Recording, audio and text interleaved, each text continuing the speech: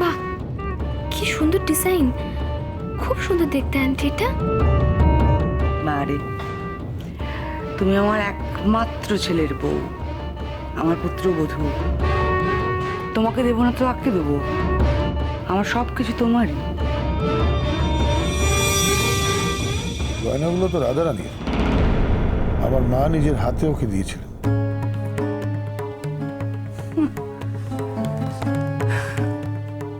বিয়ের পর প্রথম যেদিনের বাড়িতে আমি এলাম, সেদিন রাধারানী আমার কাছে মহান হওয়ার জন্যে, হয়তোবা তোমার কাছেও মহান হওয়ার জন্যে নিজের গয়না আমাকে দিয়েছিল। ভুলে যাওনি নিশ্চয়ই? না, ভুলে যায়নি।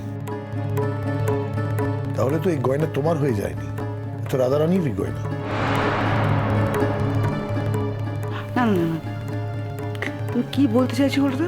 অন্য কিছু বলতে চাইছি না, যেটা সত্যি সেটাই বলছি। সেভাবে বলতে গেলে দাদা, এবারই সবকিছুই যদি আমাদেরই হয়, তাহলে গয়নাগুলোই বা কেন রাধারানীর থাকে? আর সূক্ষ্ম বিচার করলে তো গয়নাটা রাধারানীর নয়, মানে ওটা তো পেয়েছিল আমাদের মায়ের কাছ থেকে। আমাদের মা কার কাছ থেকে পেয়েছিল? পেয়েছিল তার বিয়ের পর তার শাশুড়ি মানে আমাদের ঠাকুমার কাছ থেকে। তাছাড়া গয়নার বিচার ওভাবে হয় না। গয়না শেষ অব্দি যার কাছে থাকে গয়নাটা তার। এখনো অব্দি গয়নাটা বৌদির কাছে আছে, যখন তখন গয়নাটা বৌদির।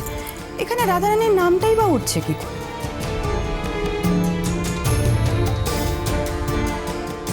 মা যতই আশীর্বাদ করে ওকে গয়নাগুলো দিয়ে থাকুক না কেন, এখন যখন রাধারানী এবারে বউ থাকছেই না, তখন তখন গয়নাগুলোই বা কি করে ওর থাকে? আঙ্কেল, আপনার যদি আপত্তি থাকে, এই গয়না আমি পরবো না। না না, তুমি ভুল বুঝছো সাহেব। আমি গয়নার জন্য কিছু বলি, হঠাৎ কথাটা মনে পড়ল। আমার মা যখন রাধারানীকে আশীর্বাদ করছিল, সে সময়টা আমি ওখানে দাঁড়িয়েছিলাম, সেই কথাটা মনে পড়ে গেল। আচ্ছা, তুমি একটা কাজ করো না, সায়নীর জন্য আলাদা করে গয়না কিনে এনে ওকে পরো, আশীর্বাদ করো। আমি তো বারণ করিনি দেবজিৎ, আমার কাছে যা আছে আমি তো তাই দেবো। আমার এসব গয়না টয়না কিচ্ছু লাগবে না। আঙ্কেল আমাকে একটু ভালোবাসুক, তাহলেই হলো। আপনি যে আমাকে নিজের পুত্রবধূর মর্যাদা দিয়েছেন, তাতে আমি খুশি। সায়নী বল। হাই বুবুল, এই রেজিস্টার কখন আসবে রে? ক্যাটারার খাবার দিয়ে গেছে। 2-5 মিনিটে চলে আসবে। হ্যাঁ, ঘরে থাকলে কি করে জানবে খাবার দিয়ে গেছে কিনা? সবকিছু বন্দোবস্ত হয়ে গেছে নিচে, আর আমি যাদের ইনভাইট করেছিলাম তারাও অন দ্য ওয়ে, যে কোনো মুহূর্তে চলে আসবে। যাক বাবা, অনুষ্ঠানটা ভালো ভালো মিটে গেলে বাঁচি।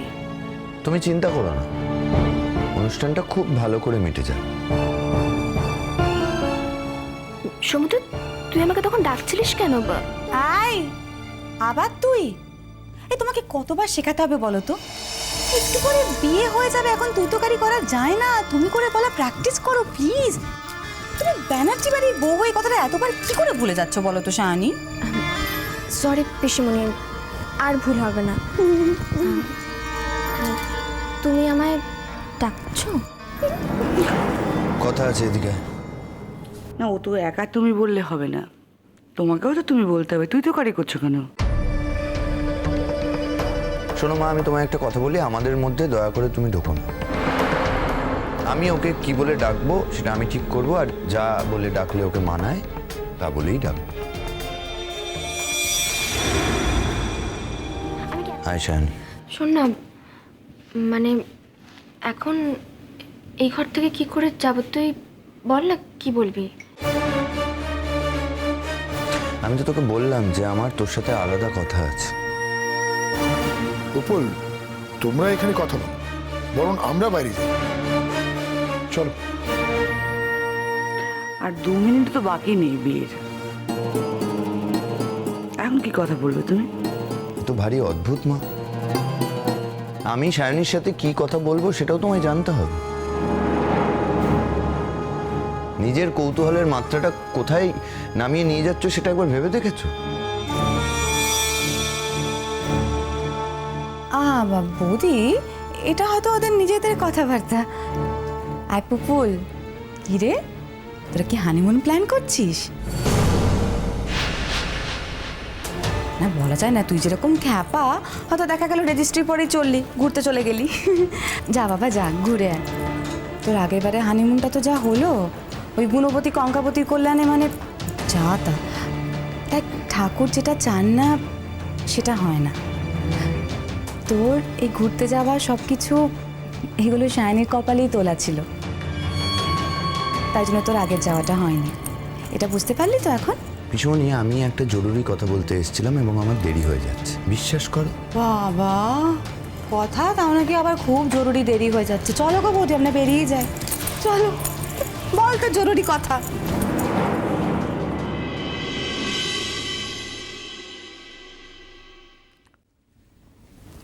শায়নি, শায়নি, এসব কি হচ্ছে বলতো? কোন সব? তুই এরকম অদ্ভুতভাবে বোকার মতো সেজেছিস কেন? দেখ শায়নি, আমি কিন্তু তোকে আগেই বলে দিয়েছি যে কি হতে চলেছে। অদ্ভুত কথা বলছিস। আমাকে এইভাবে সাজিয়েছে তো আমি কি করব বল? আমি কি এখন থেকে বলে দিতাম সব? না, তা বলে এরকম বেনারসি পড়বি? তুই জানিস একই বাড়িতে একই দিনে যখন কঙ্কাবতীও তৈরি হচ্ছে, মানে ও সাজগোজ করছে, তাহলে তুই এটা কেন করলি? মানে আমি বুঝতে পারছি না তুই কেন নিজেকে ছোট করতে চাইছিস। তুই আমাকে এমন ফাঁদে ফেলেছিস যে এই ফাঁদ কেটে বেরোনো সম্ভব হলো না আমার পক্ষে। মানেটা কি? তার মানে আমাকে এইভাবেই সাজতে হলো। শোন শায়নি, আমি পরিষ্কার করে বলি তোকে, তুই তো আমার বন্ধু। আমি চাই না যে আমার জন্য এত কিছু করার পরেও তুই অপমানিত হোস। এতে অপমানের কি আছে? এতদিন ধরে এতটা করলাম, বাকিটাও করতে পারবো। আর যা করছি সেটা তো বন্ধুর জন্য করছি, তাই বন্ধুর জন্য কতটা করলাম সেটা ভাবলে চলবে? হ্যাঁ, তুই আমাকে এতদিনে এই চিনবি সমুদ্র? দেখ, আর কিছুক্ষণের মধ্যেই তো আমাদের রেজিস্ট্রিটা হবে, মানে আমার আর কঙ্কাবতী। এই আমি তোকে আগাম ধন্যবাদ জানাতে চাই। ধন্যবাদ? হ্যাঁ, বারে তোর জন্যই তো আমি এতদিন ধরে কঙ্কাবতীর সাথে নাটকটা চালিয়ে যেতে পারলাম। ইভেন এটাও তো সত্যি যে তোর জন্যই আমি বুঝতে পারলাম যে কঙ্কাবতী আমায় একটু হলেও ভালোবাসে।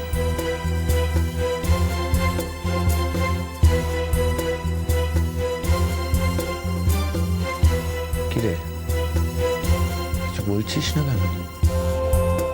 কি বলবো বল? তোর ভালোবাসা দেখে আমি ভাষাহারা হয়ে গেছি, বাকরুদ্ধ হয়ে গেছে আমার।